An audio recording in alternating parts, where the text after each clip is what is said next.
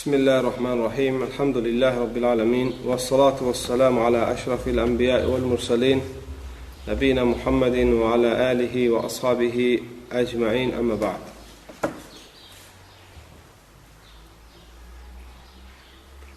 Bir nəfər qardaşlar bu haqda qısa tövsiyə etməmi xahiş elədi, istədi daha doğrusu ki, bəzən kişilər arvadla anasının arasında qalır. Arvadına mı kömək çıxsın, arvadının sözlə baxsın, yoxsa anasının mı sözlə baxsın? Belə ərləri deyir, nə nəsiyyət eləyərsiniz?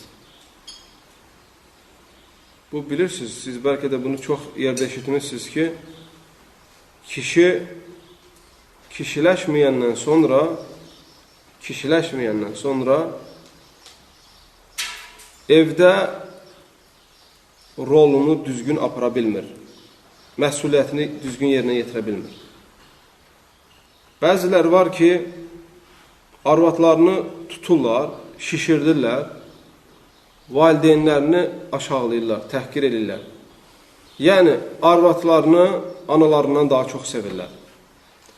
Bəzilər də var ki, arvadlarını insan yerinə saymırlar, evlərində ana nə dedisə, arvadını kəs, döy, az, qov, nə deyirsən de, sanki evin kişisi anadır, oğlan, kişi tayfası öydə bir dənə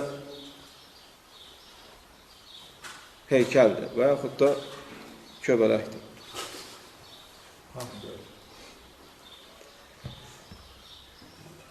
Necə olmalıdır insan evdə? Hüquq baxımından qardaşlar, zövcənin haqqı mı çoxdur, yoxsa ananın haqqı mı? Eşitmədim. Ananın haqqı çoxdur. Bir nəfər gəlir, deyir ki, ya Rasulallah, ən çox üzərimdə olan haqqı kimdir? Peyğəmbər s.ə.v deyir ki, anandır.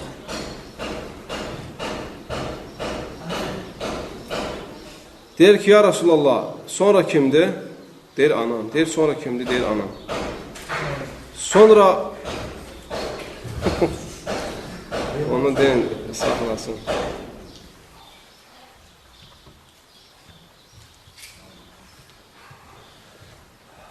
Dayandım, elhamdülillah. Peyğəmbər s.ə.v deyirlər, dördüncü, sonra kim? Peyğəmbər s.ə.v deyir, atan.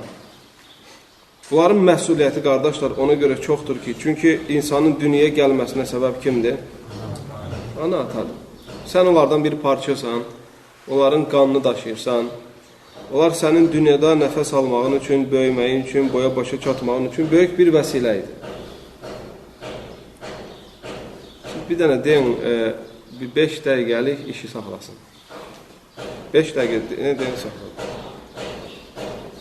Get.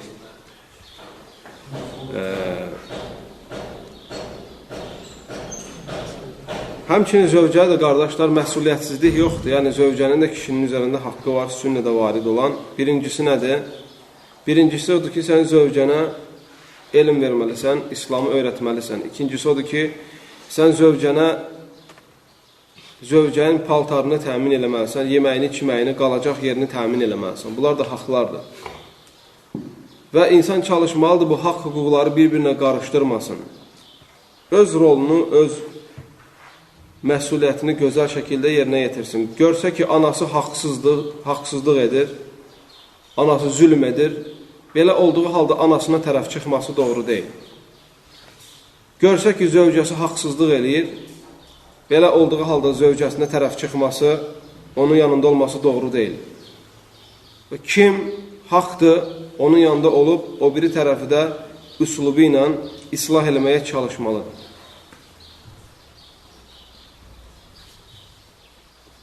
Və ən çox belə məsələlərdə məsuliyyət gəlinin üzərinə düşür, qardaşlar. Çünki əsl odur ki, qaynana pis ola bilməz. Çünki o səni gəlin olaraq gətiribsə, deməli, istəyib, razı olubdur. Bəzi gəlinlər var, gələnə kimi başqa cür olur, gələndən sonra başqa cür olur. Və bəzən də ərini anasına qarşı doldurmağa çalışır. Elə bil ki, sanki, yəni ki, bəzi hilələr işlədir ki, kişinin yüyəni başının ipi qadının əlində olsun deyə. Əgər belə olsa, təbii ki, həmişə çox zaman qaynanalar, analar daha çox həyat təcrübələri, praktikaları olur. Ona görə də bu oyunları hiss elədiyi zaman gəlin gözündən düşür. Sonra da islah etmək, qardaşlar, qeyri-mümkün olur.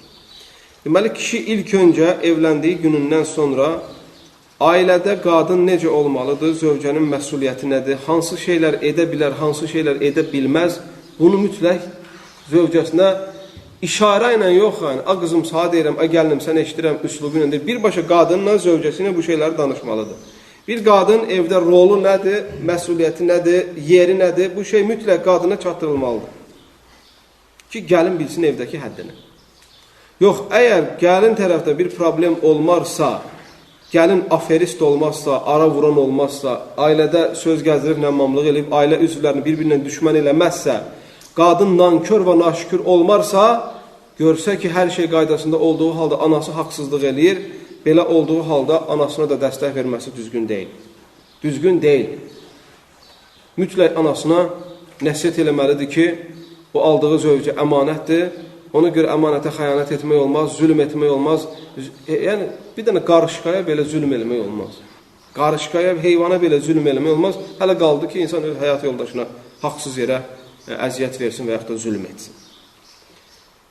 Görsə ki, çıxış yolu yoxdur, anası ilə anlaşa bilmir, anasına təsir eləyən və yaxud da zövcəsinə təsir eləyən qohum əqrabaları da islah ehtimalı varsa dövraya sala bilər, ortalığa sala bilər ki, məsələ həll olunsun.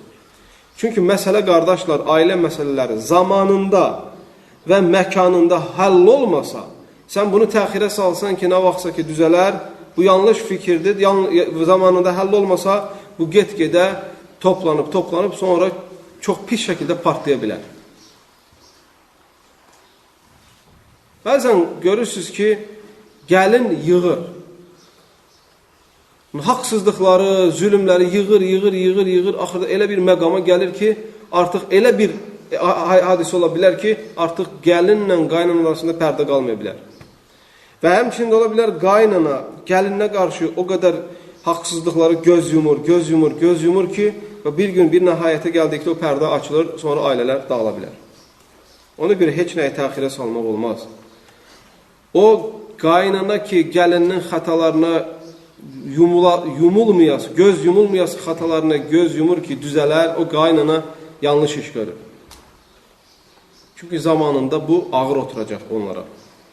O gəlin ki, zamanında haqsızlığa uğrayır, göz yumulası səviyyədə deyil, qaynanası ilə arasını düzəltmək üçün və yaxud da öz baldızı ilə arasını düzəlmək üçün, ailə üzvlərinin arasını düzəltmək üçün zamanında bunu həll eləmir və bunu təxirə saldıqca məsələ daha da pisləşir. Ona görə, qardaşlar, kişinin böyük rolu var ailəsində ki, elə eləsin ki, heç kəsin haqqına girməsin, kim məzlumdursa, onun yanında dursun, zalimi zülmündən çəkindirsin. Allah bizə iştifadını etsin. Və sallallahu və səlləm və bərik alə nəbiyyə Muhammed və alə əlihi və ashabihi əcmain. İxlasla.com saytı tərəfindən təqdim olundu.